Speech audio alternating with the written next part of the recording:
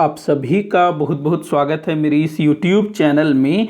छत्तीसगढ़ सामान्य अध्ययन से संबंधित 10 प्रश्नों पर डेली हम लोग डिस्कशन करते हैं, जो कि CGPSC और CG व्यापम की परीक्षाओं के लिए बहुत ही ज़्यादा इंपॉर्टेंट हो सकता है। सीधे हम लोग क्वेश्चंस पर आते हैं। आज का पहला क्वेश्चन मैंने लिया है, सुमेलित करना है आप लोगों को। जल्दी से आप लोग भी जो है मेरे साथ साथ इस क्वेश्चन को हल करते जाइए। तो देखिएगा, एक तरफ जो है जिला दिया हुआ है, दूसरी तरफ उस जिले से संबंधित खनिज दिया हुआ है। तो देखिए, कोरिया जिले में आपको जो है कोयला मिलता है। तो इसमें क्या करना है, कौन सी जोड़ी सुमेलित नहीं है ये बताना है। जो गलत जोड़ी है उसको बताना है, वो आपका आंसर होगा। तो कोरिया जो है कोरिया में कोयला मिलता है, बिल्कुल सही है। दंतेवाड़ा में लौह अयस्क भाई बैलाडीला की खदानें लोहे के लिए जानी जाती है, बिल्कुल सही है। रायपुर चूना यहाँ काफ़ी मिलता है, रायपुर में चूना। सरगुजा में सोना बोल रहा है, ये गलत है आपका। तो ये आपका जो है आंसर हो जाएगा द। आगे बढ़ते हैं अगले क्वेश्चन की तरफ। तो अगला क्वेश्चन है, निम्न को सही कालक्रम में लगाइए। तो इनका जो स्थापना उसको लेकर के आपको जो है सही कालक्रम में लगाना है। देखो, जो भारत एल्यूमिनियम कंपनी है बाल्को, इसकी स्थापना कब हुई थी? 1965 में इसकी स्थापना हुई थी ना। 1965 में इसकी नींव रखी गई थी। उसके बाद भिलाई स्टील प्लांट, ये लगभग 1955 में इसकी स्थापना हुई थी। 1955 जो द्वितीय पंचवर्षीय योजना 1955, कई स्थानों पर 57 भी आपको मिलेगा। शुरुआत जो है 55 में हो गई थी।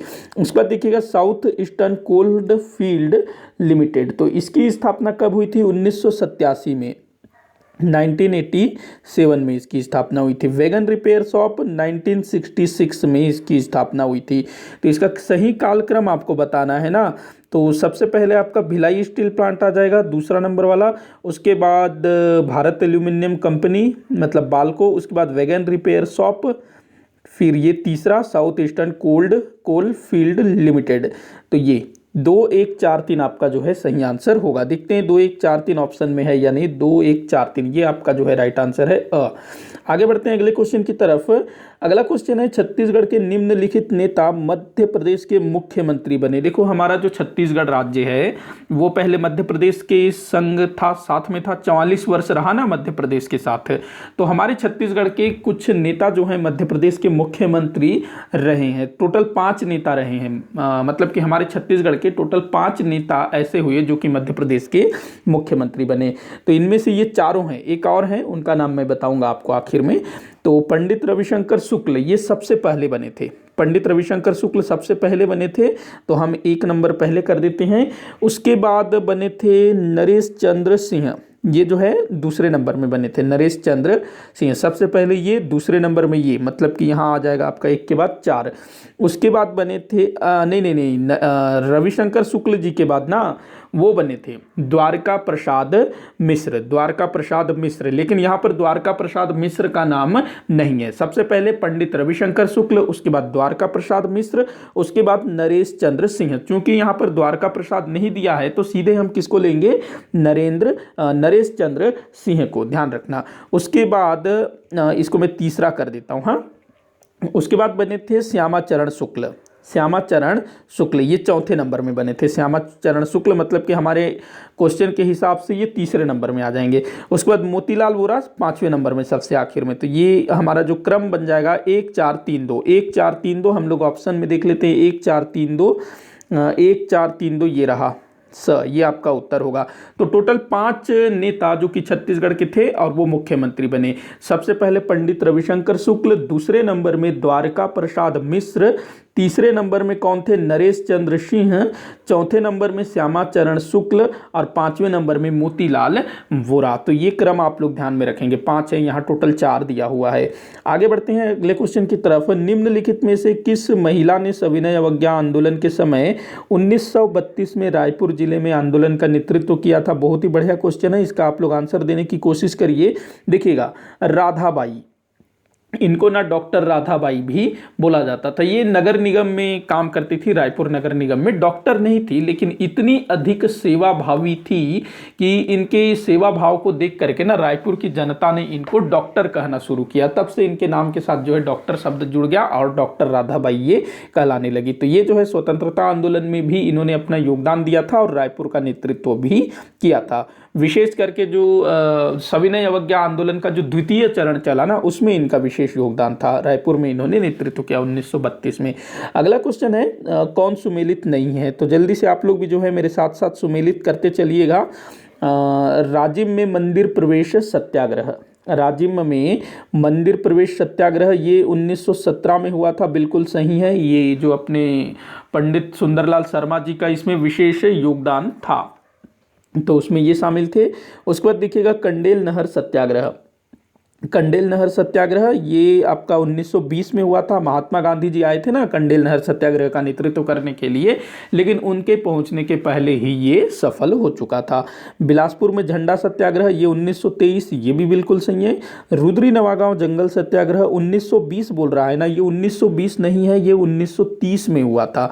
तो ये आपका जो है सुमेलित नहीं है। कौन सुमेलित नहीं है वो बताना है ना, तो द आपका उत्तर होगा। तो रुद्री नवागांव जंगल सत्याग्रह 1930 में हुआ था। आगे बढ़ते हैं अगले क्वेश्चन की तरफ। फिर से सुमेलित करने वाला क्वेश्चन आ गया। तो आप में से काफ़ी सारे लोगों का कहना था कि सर आप क्वेश्चन थोड़ा सा जो है टफ करते जाइएगा, लेवल बढ़ाइए। तो इसमें थोड़े से टफ वाले क्वेश्चन हैं, तो आप मुझे कमेंट करके बताइएगा कि लेवल कैसा है। देखो धीरे धीरे बढ़ रहा है। शुरुआत में जो क्वेश्चन आते थे बहुत ज़्यादा ईजी थे, बहुत ज़्यादा सरल थे, लेकिन अब जो है धीरे धीरे क्वेश्चन का लेवल जो है उठता जाएगा। तो देख लेते हैं, सुमेलित करते हैं। ये हालांकि थोड़ा सा सरल क्वेश्चन है, कुछ लोगों के लिए सरल हो सकता है।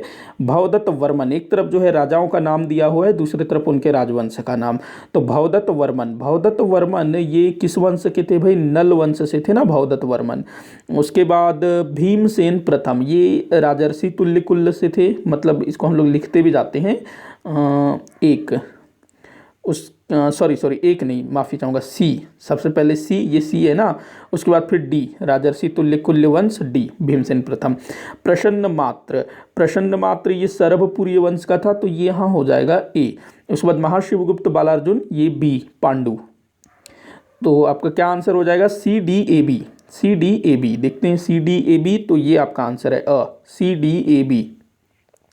आगे बढ़ते हैं, अगला क्वेश्चन है स्वतंत्रता आंदोलन के समय महात्मा गांधी किन 2 वर्ष छत्तीसगढ़ की यात्रा पर आए थे? तो हमारे छत्तीसगढ़ में महात्मा गांधी जी का 2 बार आगमन हुआ था ना। एक बार तो 1920 में कंडेल नहर सत्याग्रह के संबंध में, अभी पीछे मैंने बताया, और दूसरी बार वो कब आए थे? तो 1933 में। तो 1920 और 1933 में गांधी जी हमारे छत्तीसगढ़ में आए थे। और पहली बार गांधी जी छत्तीसगढ़ आए, इसमें किनका श्रेय है? तो पंडित सुंदरलाल शर्मा जी के कारण ये संभव हो सका। अगला क्वेश्चन है राज्य के मुख्य सचिव के विषय में कौन सा कथन असत्य है? इस तरह के क्वेश्चंस जो है ना अब काफ़ी पूछे जाते हैं। तो हमारे राज्य के मुख्य सचिव के विषय में कौन सा कथन असत्य है, ये आप लोगों को बताना है। तो देखिएगा, राज्य की लोक सेवाओं का प्रधान, तो जो मुख्य सचिव है वो राज्य की लोक सेवाओं का प्रधान होता है, ये बिल्कुल सत्य कथन है। उसके बाद अगला दिया है सीएम के अधीन, मतलब मुख्यमंत्री के अधीन विभागों का मुख्य सचिव। देखो मुख्यमंत्री ना अपने अधीन काफ़ी सारे विभाग रखते हैं, तो उन विभागों का जो मुख्य सचिव होता है वही जो है प्रधान होता है। तो मुख्यमंत्री के अधीन जितने भी विभाग होंगे उसका सचिव कौन होगा? मुख्य सचिव। मुख्य सचिव ही उनका सचिव होगा, ध्यान रखना इस चीज़ को। उसके बाद अगला है मुख्य सचिव की नियुक्ति मुख्यमंत्री की सलाह पर राज्यपाल करता है। जी हाँ, बिल्कुल सही है ये भी, मतलब चौथा वाला अपना गलत होगा। मुख्य सचिव का कार्यकाल 5 वर्ष का होता है। मुख्य सचिव का कार्यकाल 5 वर्ष का होता है नहीं। देखो मुख्य सचिव का जो कार्यकाल है ना, ये भाई ये तो शासकीय कर्मचारी होता है ना, जो आईएएस आईपीएस वो लोग इसमें आते हैं। आईएएस जो कलेक्टर होते हैं वो लोग बनते हैं ना मुख्य सचिव, प्रमोट होकर के आगे। तो इनका जो है कोई निश्चित कार्यकाल नहीं होता। ये जो है मुख्यमंत्री उसकी मतलब उसकी कृपा पर ये लोग रहते हैं। जैसे ही सरकार बदल जाती है ना तो मुख्य सचिव भी बदल जाता है। तो ये जो है गलत है, इसका कोई निश्चित कार्यकाल नहीं होता है। हाँ, ये रिटायर होते हैं, जैसे कि अभी क्या आयु चल रही है 60 या 62 कुछ चल रहा है ना, तो वो रिटायर होते हैं। ये लोग 60 या 62 वर्ष तक ये लोग नौकरी करेंगे। और अगर किसी राज्य के मुख्य सचिव हैं तो उसमें वो कोई हिसाब नहीं है, जब तक मुख्यमंत्री चाहे तब तक वो रह सकते हैं। तो द यहाँ पर जो है गलत है, तो यही आपका आंसर है द। अगला क्वेश्चन है दाऊ मदराजी सम्मान किस क्षेत्र में प्रदान किया जाता है? बड़ा ही सरल क्वेश्चन है, काफ़ी बार पूछा गया है। तो ये लोक कला के क्षेत्र में दिया जाता है। अगला क्वेश्चन है जो कि इस वीडियो का आखिरी क्वेश्चन है, इसका आंसर आप लोग मुझे कमेंट बॉक्स में जरूर दीजिएगा कि कौन सी जनजाति स्वयं को गुडन कहती है? गुडन, पीछे मैंने किसी वीडियो में पूछा था कोयतोर, जो कि गोंड जनजाति स्वयं को कोयतोर कहती है, और जो अबुझमाड़िया जनजाति वो स्वयं को मेटाभूम कहती है। तो इस तरह के क्वेश्चन पूछे जाते हैं। तो आप लोग बताइएगा कि ये जो गुडन है कौन सी जनजाति खुद को कहती है। तो मुरिया, गदबा, दोरला, माड़िया दिया हुआ है। तो ये जो गदबा जनजाति है ना, ये खुद को गुडन कहती है, ध्यान रखेंगे। गदबा जनजाति गुडन कहती है खुद को। तो आंसर क्या होगा? गदबा। इसी के साथ आज का ये वीडियो यहीं पर समाप्त होता है। आप लोग मुझे कमेंट करके बताइएगा कि आपसे कितने क्वेश्चन सॉल्व हुए और प्रश्नों का स्तर, मतलब क्वेश्चंस का लेवल किस तरह का रहा, ये भी जरूर बताइएगा। किसी भी क्वेश्चन में कोई भी डाउट हो या फिर मैंने कहीं पर कुछ गलती की हो तो जरूर बताइएगा। वीडियो को जितना हो सके उतना लाइक करिए, शेयर करिएगा। जितना हो सके उतना लाइक, एक ही लाइक कर पाओगे आप लोग, तो लाइक जरूर करिएगा और जितना हो सके उतना आप शेयर करिएगा। वीडियो को आखिर तक देखने के लिए बहुत बहुत धन्यवाद।